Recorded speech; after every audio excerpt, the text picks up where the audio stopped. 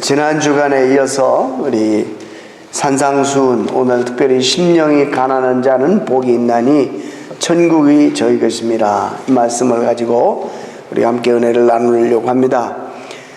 우리가 한국말의 번역을 보게 되면 이게 심령이 가난해야지 천국을 우리가 누리는 복을 받는다라는 그런, 마치 천국을 가기 위해서는 심령이 가난해야 되는 어떤 조건을 두는 것처럼 그런 표현인데요, 원어적으로는 전혀 그런 뜻도 아니고, 지난 시간에 제가 분명히 말씀드렸습니다.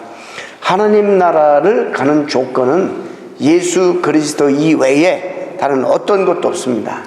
예수 그리스도를 믿는 믿음으로 우리가 천국은 소유하게 되는 것입니다. 여러분이 개인이 만약 예수 그리스도를 인격적으로 만나서 여러분의 구주와 주님으로 영접하고 그 주님과 함께 동행하는 삶을 여러분이 살게 되었다면 이미 천국은 여러분의 것입니다. 그런데 이 모든 복들이 우리에게 왜 이렇게 드러나지 않느냐? 이제 오늘 그것을 양파 껍질 까듯이 까서 우리가 많이 사탄에게도 속고 있고 우리가 너무나 연약하여서 이런 권세, 능력 이런 것들을 누리지 못하고 있다는 사실을 말씀드리고 싶습니다.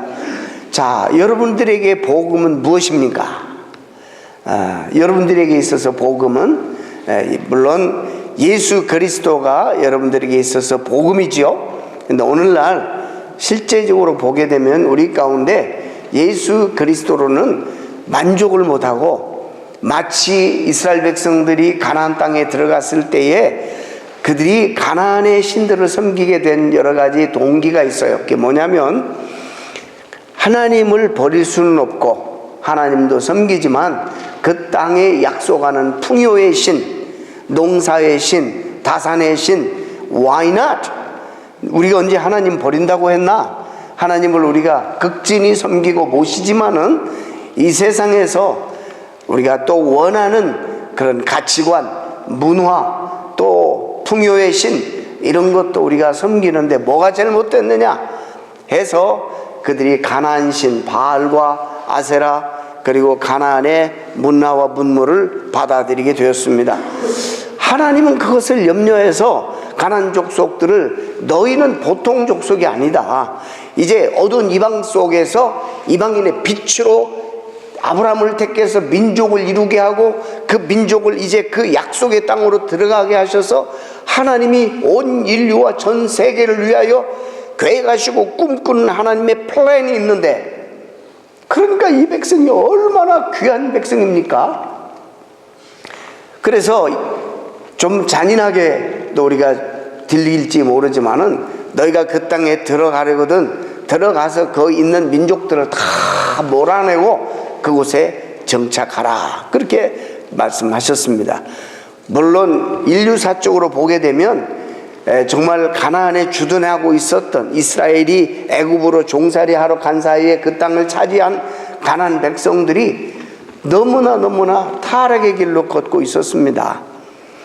그러니까 하나님께서는 이 세상을 정말 다스리고 운영하시고 통치하실 때에 어떤 원리가 있습니다.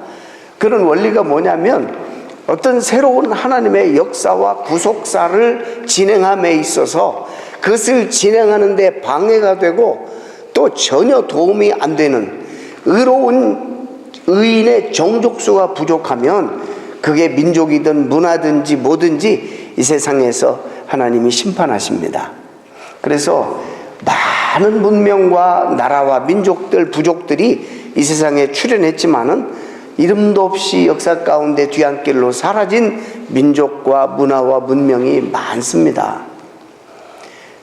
그렇기 때문에 참 어떻게 보면 하나님이 너무 잔인하시다 그렇게 보시겠지만, 고고학자들이 발굴해낸 그 자료들을 보게 되면 가나안 신들을 섬기며 제가 강단에서 감히 여러분들 소개할 수 없을 정도로 너무너무 타락한 문화였습니다. 여러분들이 언젠가 기회가 되면 그런 문헌들을 한번 보시면 참 좋을 것 같아요. 근데 여기서 감히 설명할 수 없을 정도로 너무너무 타락한, 성적으로 특히 타락해서 정말 이들이 우리가 그러잖아요. 이걸 보고도 하나님이 벼락을 안 치나.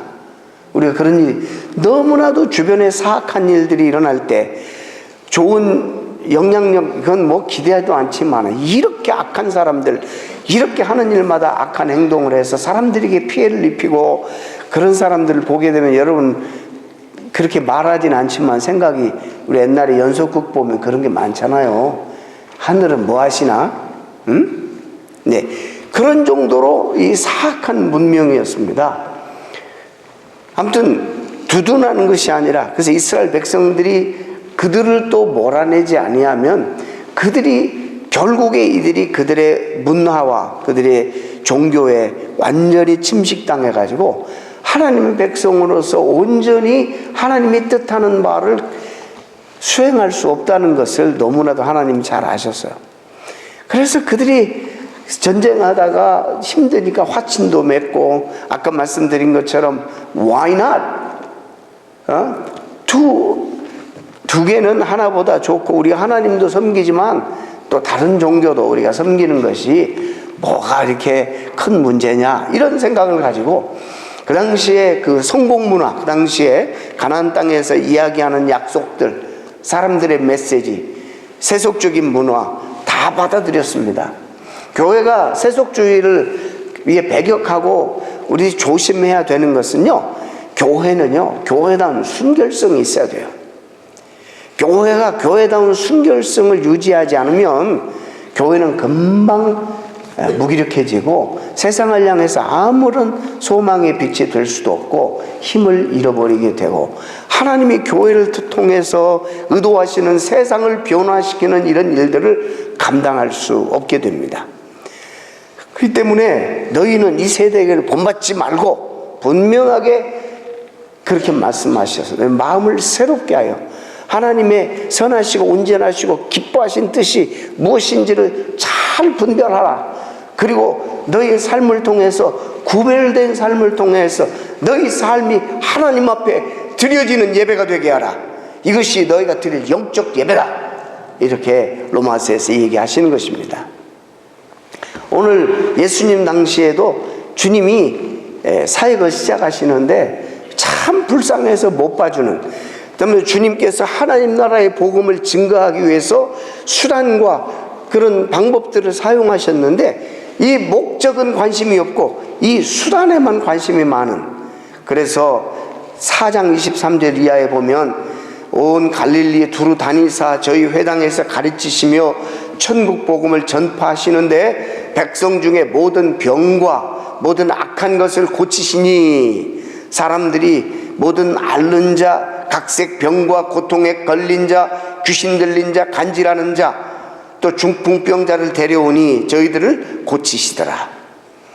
그러니까 그 지역에 갈릴리, 데가볼리, 예루살렘과 유다와 요단 건너편에서 허다한 무리가 예수님을 쫓게 되었어요. 왜? 그들의 복음은 병 낫는 거예요. 그들의 복음은 예수님에서 부자 되는 거예요. 팔자 고치는 거예요. 그들에게 있어서 복음은 예수님을 통해서 그들이 지금 처해 있는 환경만을 어떻게 좀 개선해 보려고 하는, 예수님을 정말 만나서 이분이 누군지를 알게 되고 이분을 알아서 그들의 삶을 헌신하고 정말 어떤 대가를 지불해서라도 내 주가 되시고 내 주님이 되신 그 주님을 내가 따르겠다라는 제자가 아니라 그냥 필요할 때 필요한 것들을 요구하는. 그래서 예수님, 우리가 흔히 요즘 사랑합니다 그런 고백을 하지만 그 사랑합니다라는 고백 속에는 여러분 솔직히 I need you, 난 당신이 필요합니다, 내가 필요한 것들을 위해서, 그건 사랑이 아니죠. 우리가 기독교 사랑은 언제나 뭐가 전제되어 있냐면 희생이 전제되어 있어요. 여러분들이 서로 사랑한다고 말할 때 희생이 깔리지 않으면 그건 거짓말이에요.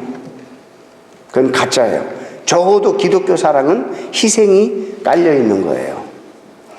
오늘 그런 말씀을 좀 드리려고 합니다.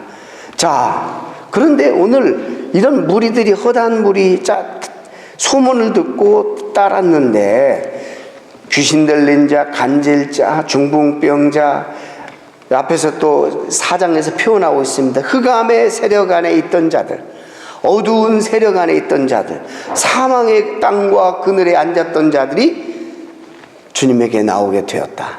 그런데 5장에 딱 넘어가는데 그 무리들이 많이 따름에 그 가운데서 또 한 단어가 나와요.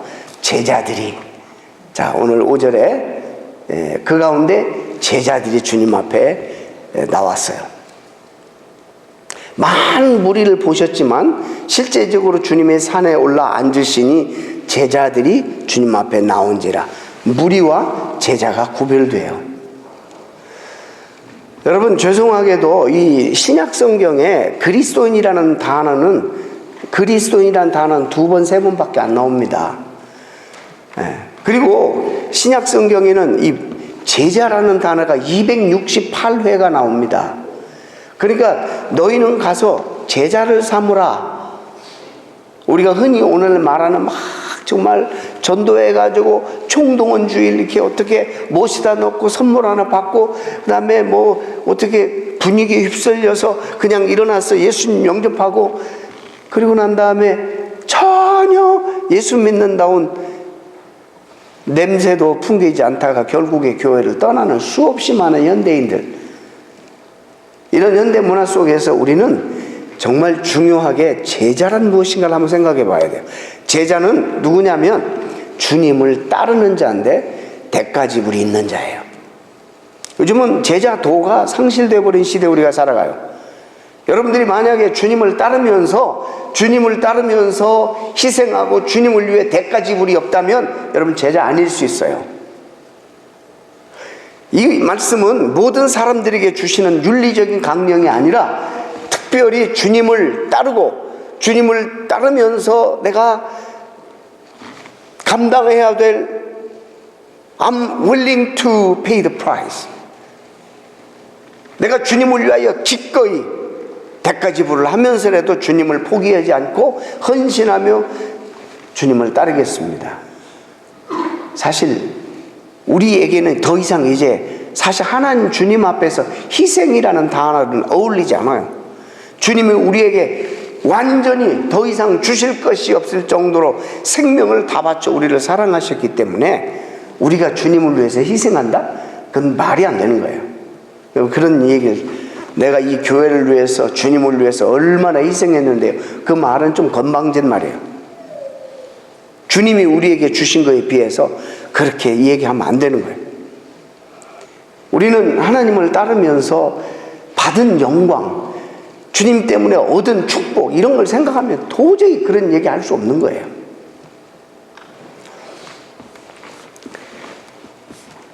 자, 그래서 오늘 이 많은 그 산상수훈이라는 마태복음 5장, 6장, 7절을 기독교 어떤 윤리적인 그런 가르침으로 많은 사람들이 받게 되지만, 그래서 기독교 윤리가 이런 것이다라고 알지만은 아무리 이해해도 주님 만나지 않으면 그 안에 생명이 없어요. 그러니까 흉내는 내지만 생명이 없는 거예요. 잘 아셔야 돼요. 율법주의와 동일시하는 사람들이 많아요. 혹은 구약 율법을 다시 한번 신약적으로 예수님의 입술을 통해서 재해석하신 말씀이다라고 생각하는 사람도 많아요. 그러지 않습니다. 마태복음 5장에만 예수님은 6번씩이나 율법을 인용합니다. 너희들은 모세를 통해서 이렇게 들었으나 나는 너에게 이르노니, 마치 새롭게 재해석을 하시는 것 같은 이런 말씀을 하시잖아요. 오해하는데 그러잖아요. 산상수훈을 통해서 마지막에 5장에 구원의 수단으로서 인간의 의를 내세우려는 모든 노력을 부정하는 반율법적 진술을 주님이 하십니다.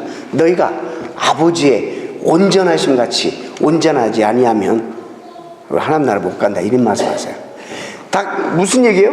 어떻게 우리가 하나님처럼 온전해져요? 안 된다는 거예요. 우리의 의로, 우리의 노력으로 안 된다는 거예요. 이런 윤리적인, 아무리 이런 삶을 살아도 그렇잖아요. 우리보다도 훨씬 윤리적으로 훌륭한 사람들 밖에 많아요. 정말 예수 안 믿어도요 정직하게 살고, 예수 안 믿어도 자존심 가지고 살고 윤리적으로 훌륭한 사람들이 참 많습니다. 그러나 그들에게 생명이 있어요? 없어요.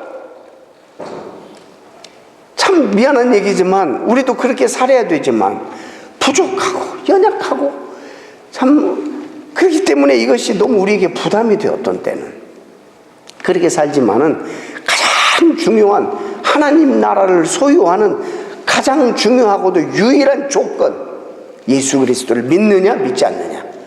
그렇기 때문에 여러분 일단 이 귀한 축복은 결국에 우리가 소유했고 이런 모습을 우리가 목표로 삼아서 살아야 된다. 이미 우리는 구원받은 하나님의 백성이다 라는 이런 전제를 가지고 이 말씀을 전하고 또 들으시기를 바랍니다. 또 이 산상수를 거부하는 무리들이 있어요. 그 소위 말하면 신학적으로 자유주의 신학자들이에요. 자의적으로 성경을 해석하여서 이들은 어느 부분은 취하고 신비스러운 이런 부분들은 잘 안 취해. 어떻게 이게 과학적으로, 어떻게 이게 상식적으로 이해가 되느냐. 그래가지고 신비스러운 거 다 빼버려요. 그래서 이거를 그냥 윤리적인 차원으로 떨어뜨려요. 근데 그들 가운데는 생명이 없어요. 예수님이 물 위를 걸어? 이게 납득이 가? 이런, 그렇게 또 어떻게 동정녀에서 잉태가 돼?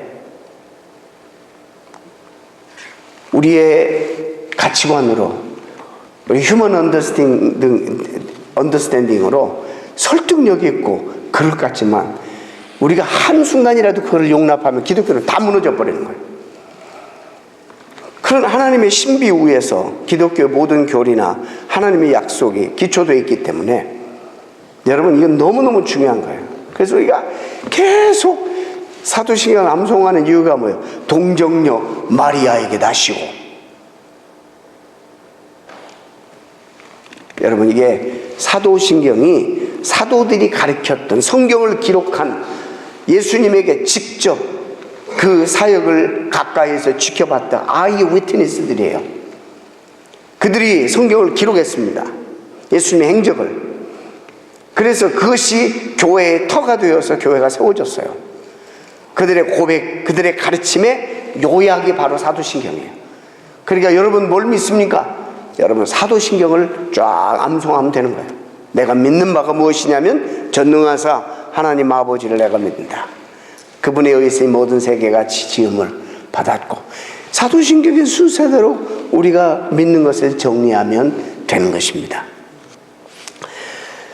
여러분 또 자유주의는 윤리를 중시하지만 그래서 이 산상수를 거부하지만 또 극단적인 보수주의는 또 복음만을 강조해. 그래서 또 윤리성을 또 거부해. 이것도 문제입니다. 왜냐하면 이들 가운데 산상순에 발견되는 엄청나게 높은 윤리적인 어떤 그런 기대치, 그 기준들을 그들은 인식을 하면서 이건 우리가 도저히 감당할 수 없는, 실천해 보려고 노력해도 안 되는, 근데 이들이 잊어버리는 게 있어요. 하나. 이걸 하기 위해서 우리를 돕기 위해 보내심을 받은 하나님이 계세요. 누굽니까? 성령님입니다. 성령님. 그러니까 우리가 신앙생활을 하려면 성령님과 같이 하지 않으면 신앙생활 불가능한 거예요. 우리 힘으로 안 되는 거예요. 성령님의 도우심을 받도록. 성령님이란 보혜사라는 그런 말씀이 카운슬러라는 말씀도 되지만 the one who is sent by God to help us, 그런 뜻이에요. 우리를 돕기 위해서 하나님에 의해서 보냄을 받은 자가 성령님이에요. 신앙생활 내 주를 가까이 하게 함은, 주님을 가까이 하는 것도 성령님이 하게 해주셔야지 되는 거예요. 성령을 의지하는 자는 그래서 능력 안에서 사는 거예요. 우리가 도덕적으로 흉내는 낼 수 있고, 그래서 우리가 하다가 참 책임감으로 좀 하다가 양상식적으로 좀 하다가 힘들어서 지치고 번아웃 되고 신앙생활 포기하고 주님 따르는 길을 포기해버리는 사람들이 얼마나 많아요. 성령님이 너희 연약함을 도우시나니 비록 너희가 빌바를 알지 못하는 순간에도 말할 수 없는 탄식으로 기도까지 도우시는 하나님이에요. 이 성령님과 우리가 함께 살면 이것이 지금은 힘들고 꿈에 정말 이상적인 말씀 같지만 실천할 수 있는 그런 말씀들이에요. 또 하나는 세대주의 신앙 노선이라고. 세대주의. 이제 오늘 말하면 요즘도 이제 그 많은 침례교회도 이제는 칼빈주의 쪽으로 많이 가깝지만 극단적인 세대주의 여기 침례교회들이 있어요. 여기는 뭐냐면 이거는 이 땅에서 살아가는 우리에게 하신 말씀이 아니고 천년 왕국이 와서 하나님이 왕권을 가지고 주님이 다스릴 때 장차 그런 때가 올 때 이대로 살아라는 거지 이대로 지금 못 산다. 그리고 거부해. 아니에요. 오늘 말씀 보면 기뻐하라. 그 다음에 맹세하지 말라. 가라. 주의하라. 이런 그 현재 진행형으로 현재 시제의 명령문대로 계속 말씀하고 있어요. 이 말씀은 시대마다 그 시대에 우리 그리스도를 따르는 제자들이 받아야 될 말씀이고 우리 삶의 표준되는 말씀이라는 것입니다.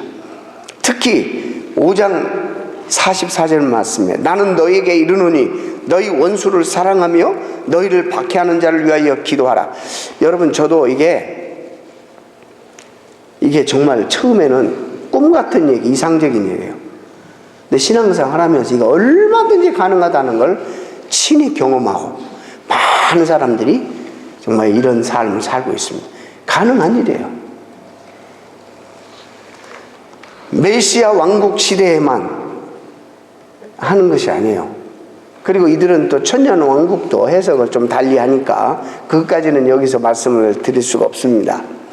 주님께서 이 산상수훈의 교훈을 말씀하실 때 염두에 두셨던 세상은 시대마다 하나님 백성들이 주님을 따르는 제자들이 살아가는 오늘날로 말하면 우리가 지금 살아가는 이 시대를 염두에 두고 지금 말씀하시는 거예요.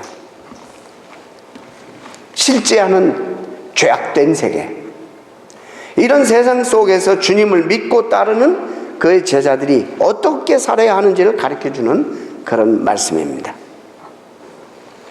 자, 말씀드린 바대로 이미 그리스도를 만나 그를 통해서 천국을 소유하고 복을 받은 자들의 삶의 속성을 이제 말씀하시는 거예요.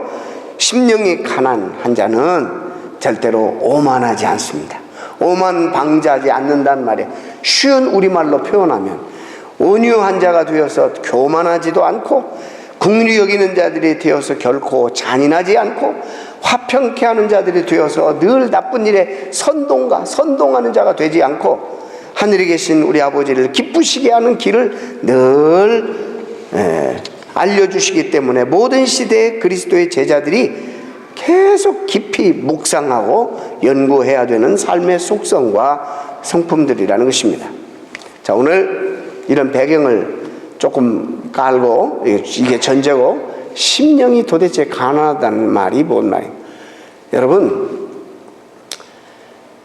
여기 복이라는 성경의 복이라는 말은 영어로 뭐죠? blessing. 이 blessing이에요. 미국에도 이 말을 많이 써. God bless America. God bless America. 이 말을 참 많이 써요. 이 복이라는 말이 영어의 60-70%가 라틴 말에서 왔어요. 사실 파생됐어요. 근데 이 복이라는 말은 어디서 왔어? 적어도 성경이 말하는 복이라는 말은 blood에서 왔어요. blood. 하나님이 주시는 복은 예수 그리스도의 희생에 보혈의 피 흘림 대가로 얻어지는 것이 이게 복이라는 거예요. 우리가 흔히 시시하게 말하는 비나이다 해가지고 옛날에 잡신들을 믿었는데 그들을 달래가지고 어떤 소원 성취하고 뭔가 얻어내는 그런 시시한 복이 아니라 우리 하나님이 우리에게 주시는 복은 당신의 희생을 통해서 아들을 이 땅에 보내서 이 죄 문제를 해결하고 그러기 위해서 아들을 피 흘려 죽게 하시는 그 피 흘림의 대가로 얻어지는 복이에요. 여러분 너무 가볍게 여기지 마시기 바랍니다. 이 축복은 엄청난 거예요. 너무나 기복신앙에 빠져가지고, 그래서 이 기복신앙은 너무 위험한 거예요, 사실.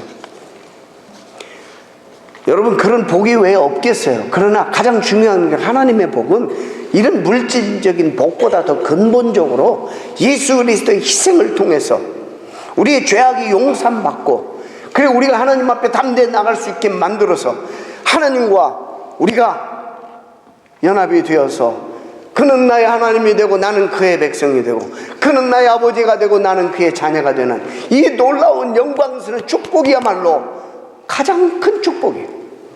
이것은 뭐를 통해서? 피 흘림을 통해서 이루어진 거예요. 피 흘림을 통해서. 여기서 복이 있나니 복이 있나니 복이 있나니 우리가 읽을 때마다 그리스도의 피를 상징하는 주님의 피 흘리심 때문에 내가 이런 복을 누리고 있구나 라는 것을 우리가 알아야 돼요. 좀 더 구체적으로 이것을 심령이 도대체 가난하다는 건 무슨 말인가? 이거는요, 자신의 마음이 얼마나 본인이 심각하고 타락하고 부패되어 있음을 정확하게 들여다본 상태예요. 베드로가 주님을 처음 만났을 때 참 희한한 고백을 합니다. 처음에는 랍비라고 그러더니 나중에 저 베드로가 물고기 잡는데 귀신 아닙니까? 잔뼈가 굵었는데, 아니 저 들어가서 한 마리도 밤새 그물을 내렸는데 못 잡았는데, 그래 그물 씻고 들어가려고 하는데 주님이 그 배에 올라타시더니 조금 띄워라. 그래서 무대에서 좀 띄우고 사람들이 쫙 앉아서 주님 설교하는데, 피곤한 허탈한 아침을 맞이하면서 베드로는 아마 뒤에서 주님이 하시는 말씀을 이미 주님에 대해서 명성을 들었기 때문에 거절할 수 없었을 거예요. 사람들이 많이 따르니까. 그러니까는 무태에서 배를 좀 띄워서 이걸 강단 사용해서 지금 설교하시는 거예요. 뒤에서 처음에는 피곤하니까 꾸벅꾸벅 절규도 했을 것이고 집중이 안 됐을 텐데 점점 그 말씀의 권위에 빨려 들어가는 거예요.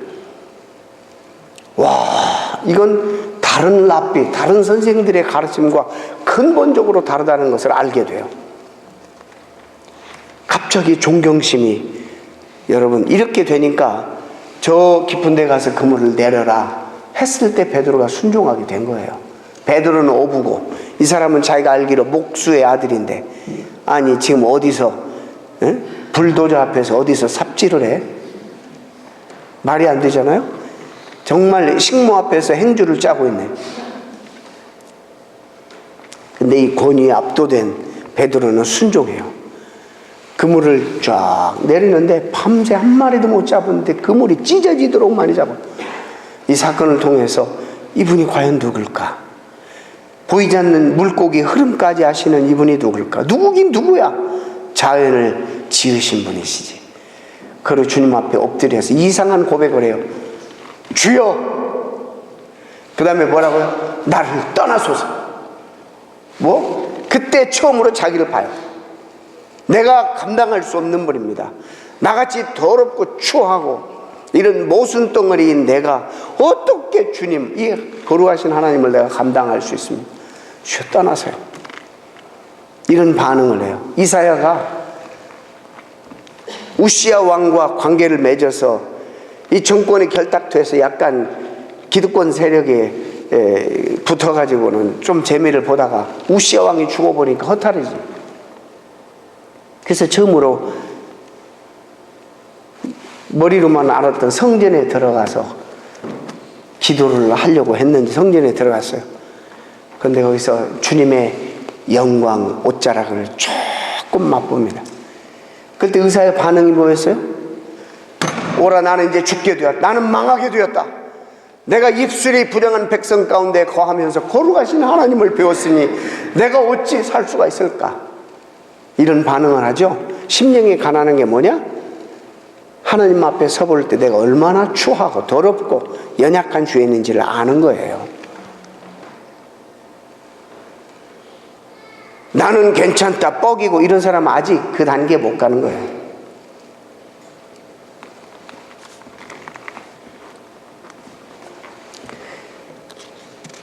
예수님께서는 천국을 소유한 사람들은 바로 그랬기 때문에 주님이 필요한 걸 아셔서 우리가 주님 처음 만났을 때 얼마나 우리가 회개했어요. 나 이 세상에 나만 아는 줄 알았는데, 이 우주에 내가 중심이 되어서 우주가 나를 중심으로 돌아가는 줄 알았는데, 내가 이렇게 아무것도 아닙니까? I'm nothing. 주님, 나를 불쌍히 여겨주세요.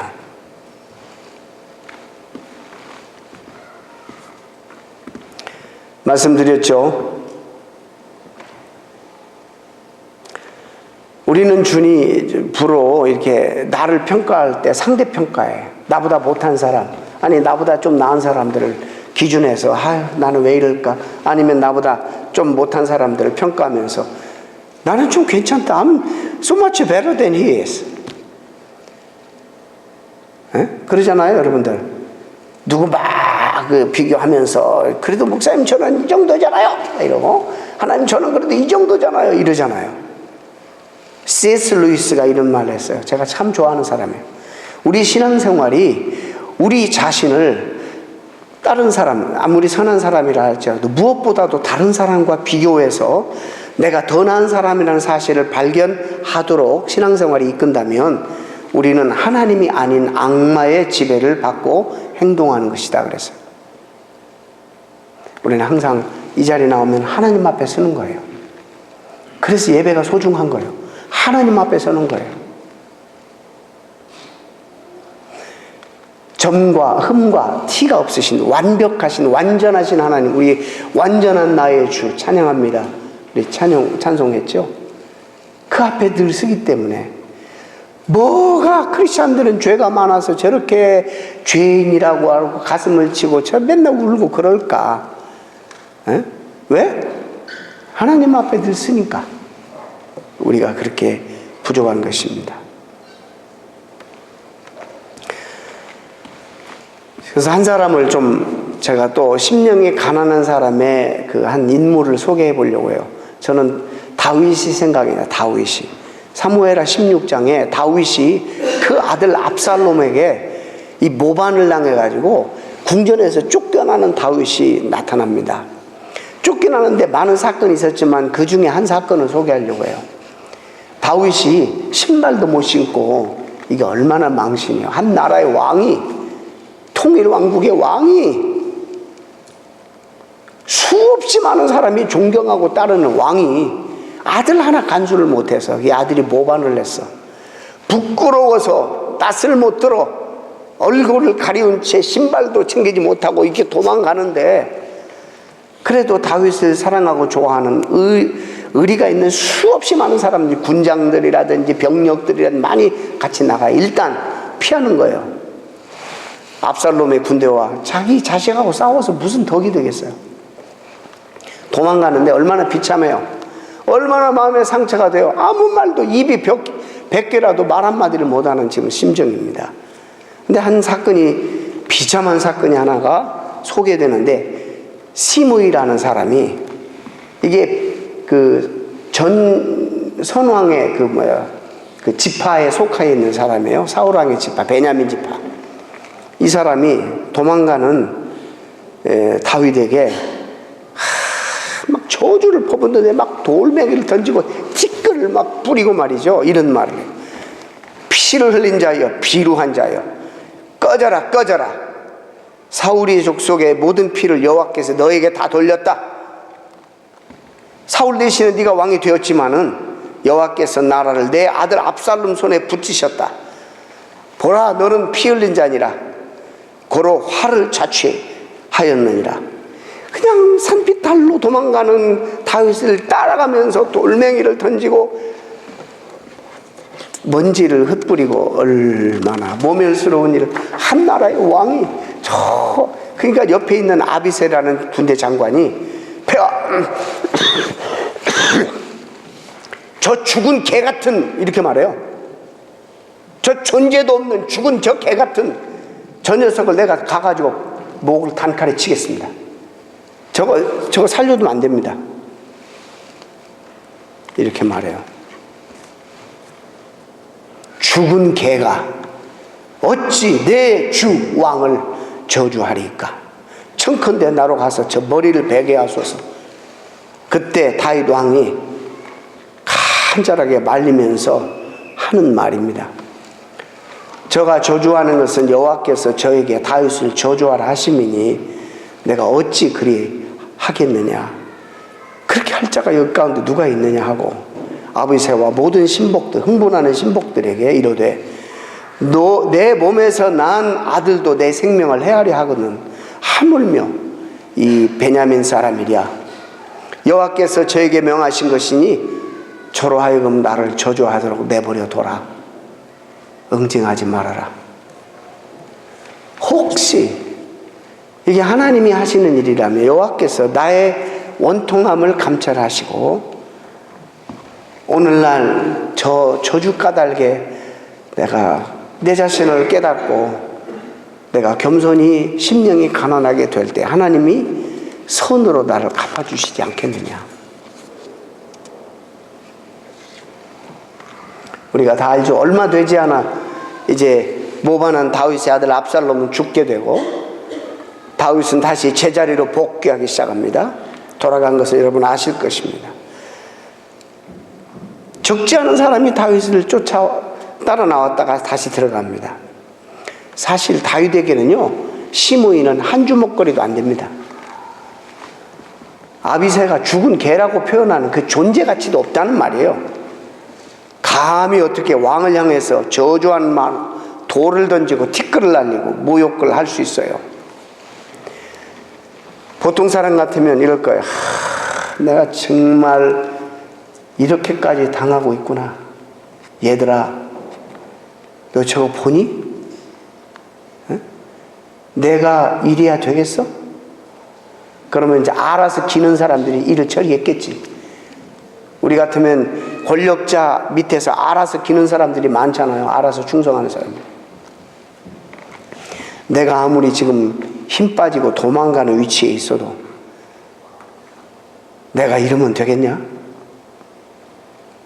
내가 지금 형편이 아무리 어려워도 너 같은 하나, 파리새끼 하나 죽이는 것처럼 그것보다도 더 쉬운,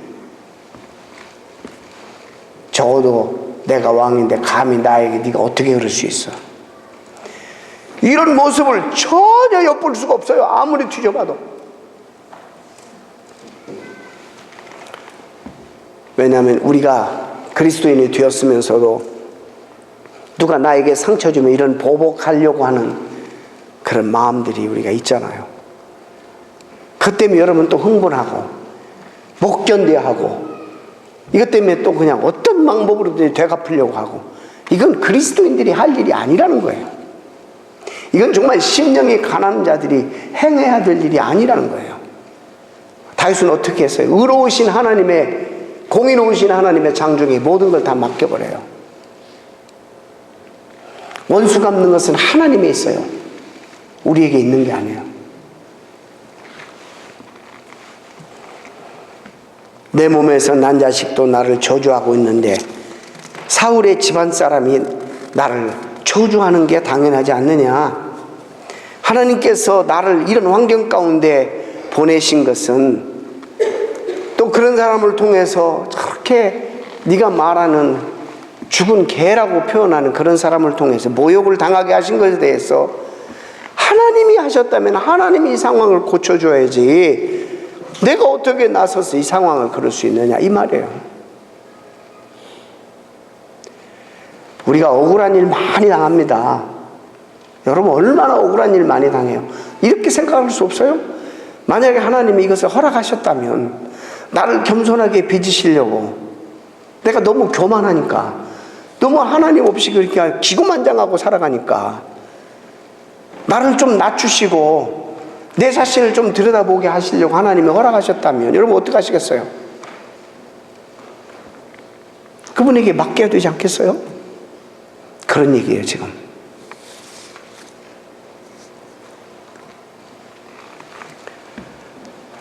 하나님을 소유한 백성들아, 너희들이 심령의 가난한 마음을 가지고 있으니 참으로 좋고 복되다, 이 말이에요. 그 모습을 보는 것이 너무너무 복이 된다, 이 말이 오늘 이렇게 쉽게 원어적으로 해석하면, 하나님 나라를 소유한 자, 그 나라가 얼마나 귀하고 어떤 희생의 대가를 통해서 우리가 얻은 것을 안다면, 이 소중한 가치를 안다면 이 모든 것을 공의로우신 하나님의 손에 맡겨야 된다는, 이게 바로 이 심령이 가난한 거예요. 그래서 한마디로 또 심령이 가난한 사람은 또 우리가 쉽게 정말 겸손한 사람이에요. 교만은 패망의 기름길이에요. 패망의. 그러나 겸손은 존귀의 앞잡이라 말씀하셨습니다. 마지막으로 제가 어떤 목사님 하신 설교를, 그 예화를 인용합니다. 어떤 사람이 8명의 인턴십을 갔어요. 8명의 인턴십을 갔는데 거기 서바이벌이에요. 그래서 8명에서 1명을 뽑는데 8명 가운데 경쟁을 시켜서 한 명씩 일주일에 떨어뜨리는 거예요. 그래가지고 서바이벌 여러분 알죠? 서바이벌 게임 많이 아시죠? 요즘은 여러분 아실 거예요. 그래서 이제 한 자리가 남았는데 8명을 뽑았어요. 곤란하니까 그랬는지. 그래서 한 사람씩 이제 자격이 없는 사람들. 근데 어떤 경쟁을 붙였냐면, 여러분들이 함께 동료하고 일을 하면서 가장 인간성이 더러운 사람 하나씩을 골라라, 그렇게 말한 거예요. 여러분들이 볼 때 함께 일하기가 불편한 사람이라든지, 이제 좀 인격적으로 모간한 사람이라든지, 아니면 그 일에 대해서 확신이 없는 사람 한 사람씩을 써내는 거예요. 익명으로, 그러니까 자기 이름 밝히지 않고 써내는데, 그 동네에 그리스도 신실한 청년 하나가 있었대요. 자기는 들어가서 일을 해보니까 자기보다 부족한 사람이 없는 거예요. 일주일이 돼도 써낼 수가 없어. 자기가 제일 부족해. 그렇다고 자기 이름을 써낼 수도 없고, 그럼 당장 잘리는 건데. 그래서 매주 안 써냈더니 눈치채고 나중에 이 사람이야말로 자격자다, 그래서 그 사람을 고용했다는 이런 간증을 제가 들은 적이 있습니다. 우리가 하나님 나라 공동체, 여기가 주님은 지금 왕이 되셔서 우리를 다스리고 통치하세요. 그 통치와 지배를 받는 사람들의 심성이 이래야 되는 거예요. 근데 우리가 너무 속아가지고 세상의 여러 가지 메시지에 그걸 그냥 놔도 이런 말들, 너 바보네, 바보 천치네, 너 그러니까 늘 인생을 그렇게 살아 손해보면서, 이런 말 들으면 막 우리의 어떤 죄성이 드러나잖아요. 그렇지, 맞는 말 같다. 내가 안 고치면 저 사람 누가 고쳐? 많은 사람이 피해 입히니까 나라도 아무튼. 이래가지고는 응징하고 보복하고 또 되받아주고, 그러면 이곳에 하나님 나라가 이루어지겠어요? 심령이 가난한 자는 복이 있나니 천국이 저희 것입니다. 천국을 소유한 백성들이 저는 심령이 가난한 심령을 가져서 복되다, 정말로 좋다, 복되다, 이 말이에요. 주님이 하신 말씀이, 여러분 모두가 이런 칭찬 받으시는 주의 거룩한 백성 되시기를 축원합니다. 기도하겠습니다. 하나님,